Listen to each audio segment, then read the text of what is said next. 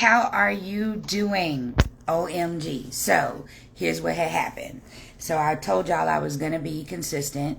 For those of you that don't know, I am Tiffany Hicks, the CEO of VRE Training Solutions, and I am practicing some consistency in my lives. So the goal is to do it once every day.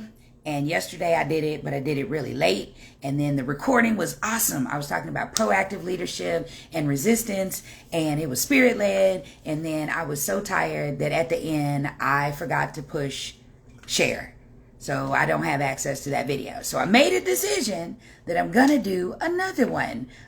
So here I am today practicing consistency and doing another live talking about proactive leadership and resistance. So I'm gonna try to get myself back into hey, ADO Soul Music. How are you? Thank you for joining. So I'm trying to recreate what we talked about yesterday, and that was talking about proactive leadership. So the important part, and this is for if you're a business owner, if you're a nonprofit founder, or if you are just a leader in your community or a leader of your family, right? Talking about being proactive in leadership.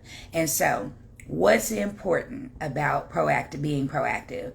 A lot of us know what the people around us need. We know what our family needs. We know what our partner needs. We know what our team needs. We know what our coworkers need. But a lot of us don't want to participate in being proactive because our goal is we really want other people to own their stuff. We want people to be accountable for their stuff. But what I want to share with you is this. It's not that people don't want to be accountable. Sometimes you really have to meet people where they are. So what I challenge leaders to do in being proactive is this. What outcomes do you desire? Because that's more than important than anything, right? As the leader of whatever you are leading, the question is, if you are leading with intention, what are your desired outcomes?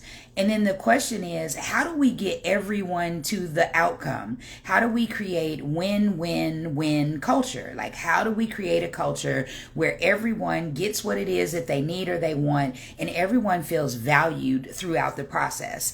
And a lot of times as a leader, you have to lead that process. You have to guide people through it because a lot of times you may have an outcome or an intention that may not align with the person that you are leading through the process. Maybe they're not clear on what the outcome is that you desire.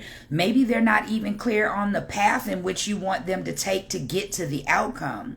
But the question is, are you making that clear for your team, your family, your community? Are you making the expectation clear?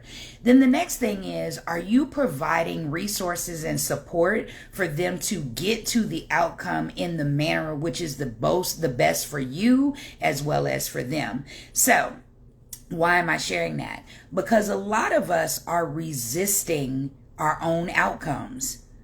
Like, we legitimately understand what we want the outcome to be, but then we are resisting the process that is involved in getting to the outcome because what we're saying is, I delegated that, right? But if you delegated it, and if you delegated it in the right manner, it would be clear. So if you're the leader of a team and you find yourself in a situation where people are not following suit, like you're leading, but you feel like you have some people that are going all mavericky on you, or you feel like you're leading and you're like, well, this wasn't what I intended. I need you to stop and ask yourself, are you proactively as a leader, number one, creating a safe space where you are giving clarity to those that are following you? Are they understanding the mission? And are they understanding the vision? Do they understand the process in which you want them to activate in to get to the outcome that you desire? That's super important. That literally can take care of lots of things.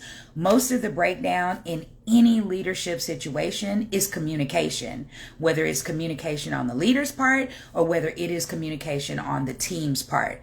So think about, I'll use a simple family scenario, right? As a parent or as a spouse, have you ever thought to yourself, I communicated this, but that person is still not activating the way I want them to? here's the thing. There's only skill and will, right? That's really all that exists in all the situations. Either a person doesn't have the skill set needed to get where you've asked them to go, or they just don't desire to do it. And as a leader, you have to figure that out. That means that you have to ask some questions. That doesn't mean that you go in all full cocked and accusatory. It means that you sit down and you ask questions and you say, hey, here is the expectation. What questions do you have surrounding the expectation? And then how can we get to this outcome together? Because I value you and I want us to arrive at the same point together. So you want the outcome to be something that is of value to you and your team. You can't be a leader and the only thing you share with people is you want people to help you get money. That's not valid for your team, especially if you're paying them. A paycheck is not always the best motivator for people. I know that works for some, but it doesn't work for everyone. And especially when you talk about generation. When you talk about generationally hiring people, there are people out here that will go other places to get a paycheck and say, skip you in a minute. If you're not a good leader and if you're not offering them something where they feel like they can expand in their professional career or that they can expand personally, they may not choose to stay with you. So as a leader, you are obligated to give people reasons to want to be an ambassador for your brand. That even matters in your family. Your family goes out and represents you every single day. The question is, are you empowering people to go out in the world and show up as their best selves first for them, even if a paycheck is attached? Are they showing up for themselves in an expert way? And by proxy, you and your business or you and whatever your initiative is will benefit from it because you are leading people in a way that first, you're setting an example. And then second, you are giving grace. And then third, you are actually bringing clarity and showing them how to lead themselves, and therefore they can lead others. And guess what? The outcomes will be exactly what you desire for them to be. You have to practice proactive leadership if you want to grow and expand. Anything outside of that will cause you to contract, and then that's going to be a problem because it's going to take time for you to grow, and it will take longer to grow because of your resistance. So let's talk a little bit about resistance before I wrap up. If you know what the people around you need and you are not providing it to them, you are doing yourself and your team a disservice. If you have someone on your team that you know they need a little bit more time with you, they may need a phone call instead of an email. They may need an email because talking to you kind of makes them anxious. You know what people need from you. You cannot manage or lead every person the same way because people have very different motivators and they have very different communication styles and very different learning styles.